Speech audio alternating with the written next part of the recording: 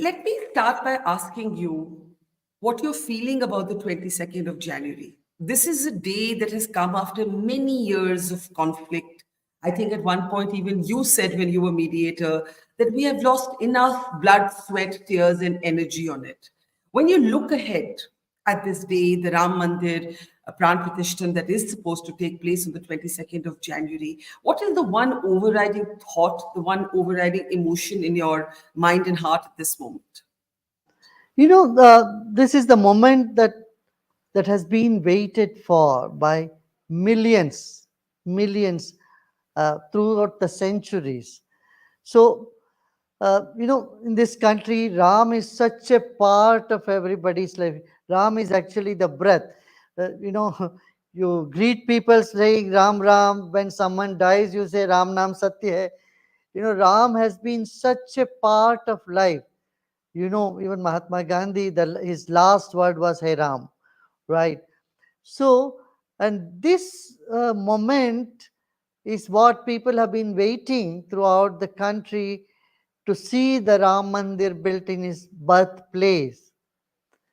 And when the judgment came, people wanted to celebrate right there, but it was the wisdom that they held back their enthusiasm, uh, their feelings to celebrate at that moment. Now that is being unleashed. Now they can खुल खुले आम सब celebrate कर सकते हैं, अपना भावनाओं को ये लोग अभी व्यक्त कर सकते हैं. They can express their feelings on this very special and historic moment. Are you somewhat disappointed that this will not be a day of political unity, that sections of the opposition have decided not to come, that at least two of the four Shankaracharyas have some misgivings? They have made statements saying that this is not the right timing. A temple's construction must be completed before such a ceremony takes place. As one of India's leading spiritual gurus, what would you say to some of these rejections of the invite, or even what the two Shankaracharyas have said? See, Sanatan Dharma has many school of thought and many philosophies are prevalent. There are many ways of worship in Sanatan Dharma. Actually, if you see, there is nothing wrong in doing Pran Pratishtha before the building is getting completed. For example, even Ram himself did the Pran Pratishtha of Shivji in Rameshwaram, and there was no temple at the time. Temple was built by kings later on the Shivling that is in Rameshwaram.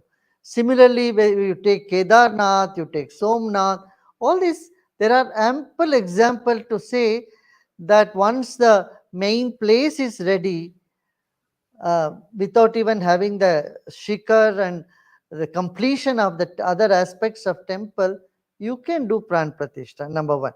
Second is, see, it's not a new place.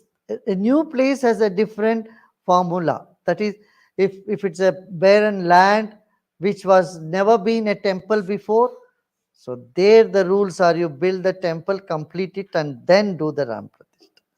Here, Ramlal Virajman has been there for a long time. Ramlal, you are showing the Ramlala, he has been there. And so the presence of Lord Ram has always been there. And so now this is the sort of re-establishing his presence in the Ramlala Virajman. Yeah. So, as you've explained that very simply, you of course I imagine are going to be part of this moment of national celebration and sentimentalism. How will you be marking the day in your own unique way? I'll be present there, I will witness it. Barkha, as I said, before also, Ram is in our heart. Ram is an internal phenomenon, it's a spiritual energy. That is what is Ram for me.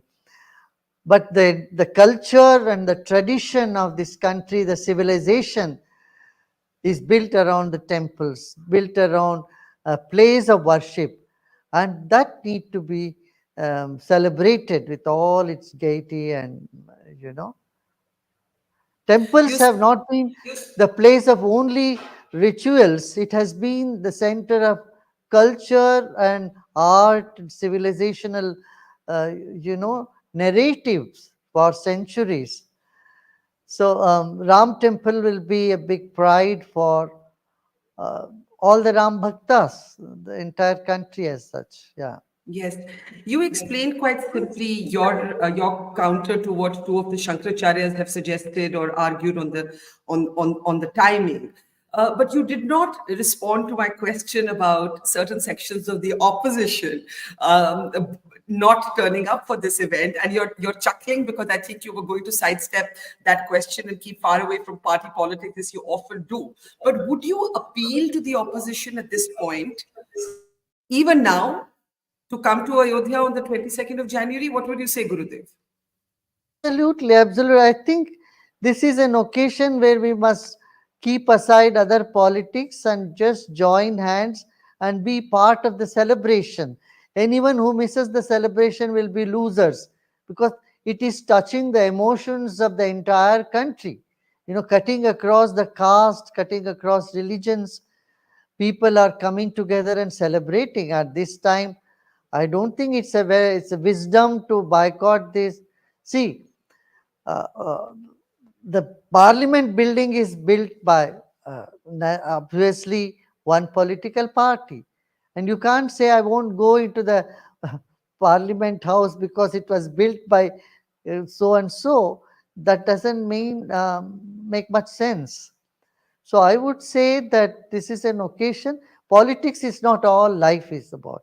So it's a part of life, no doubt. You should keep it aside at least for this celebration and rise above the differences and come together and be part of the emotions that the whole country is now exhibiting. Yes.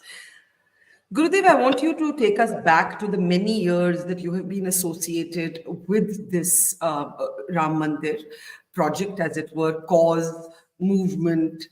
It goes back, as your writings have revealed in this past week and reminded us, to the Vajpayee years, when Ashok Singhal, leader of the Vishwa Hindu Parishad, he was very agitated. He had, in fact, gone on to a fast unto death. Vajpayee ji forced him to break that fast. He was a bit annoyed, and he turned to you for intervention. Tab se leke, through the court appointed years as mediator, you have been associated with this. So let's start with the Vajpayee years. At that time, in 2002, when Ashok Singhal approaches you, did you ever think that this would happen? Because it was one of the most volatile, divisive, dividing, polarizing points of debate that time.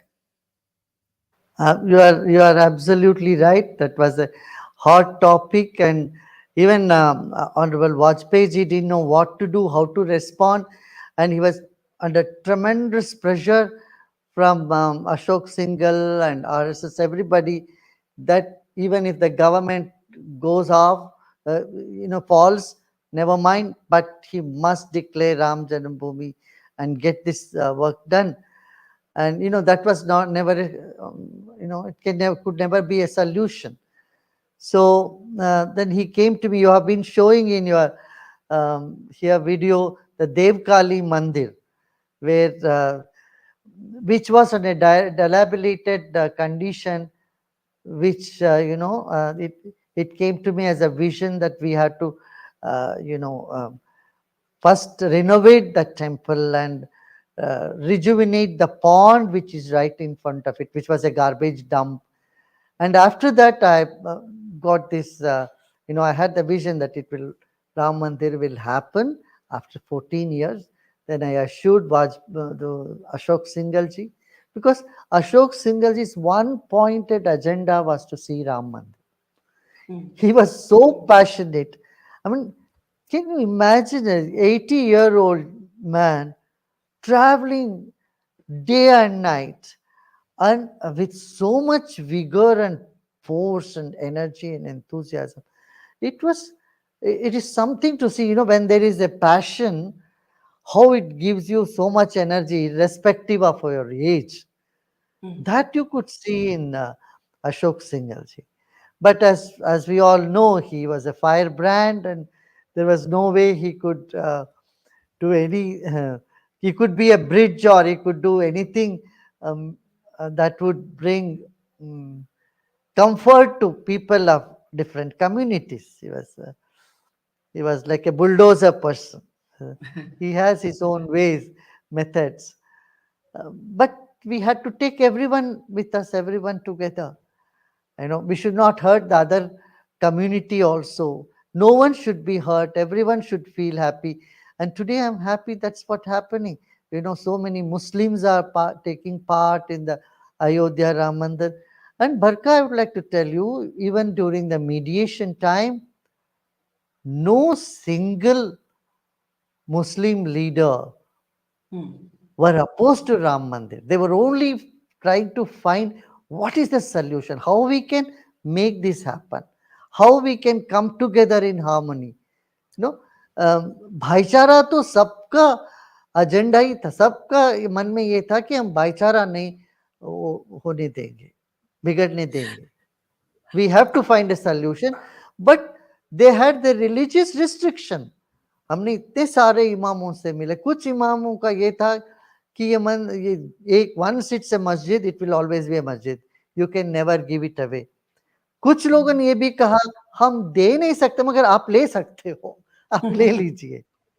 So they know that Babri Masjid was not a sacred place, while it is very, very important place of identity for Hindus. So, and there was a fear, there was a concern. अच्छा ये एक मस्जिद दे देंगे, ये एक मस्जिद का हो जाए तो ये, if there are 3,000 other mosques, same thing happens, what will happen? And how can we face any community? It was a matter of face saving for people and honoring their own self-respect. Someone who has broken the masjid, how we can give them a masjid. These were all the concern. So in one tune, both the Hindus, Nirmohi Akhada and others which you are showing also, they came to me in 2017, as well as the Muslim side. They both asked me, Gurudev, we trust you, we have trust in you, you stand up and we will find a solution. And so then I started working on this, and The rest is the the same wish of history. everybody. Yeah, Nirmohi Akhadas, though the Mahants were here, when he came, he was 90-year-old person, and there was tears in his house. Gurudev, will I ever be able to see the Ram Mandir? I'm so glad that today he will be able to see the Ram Mandir that's happening.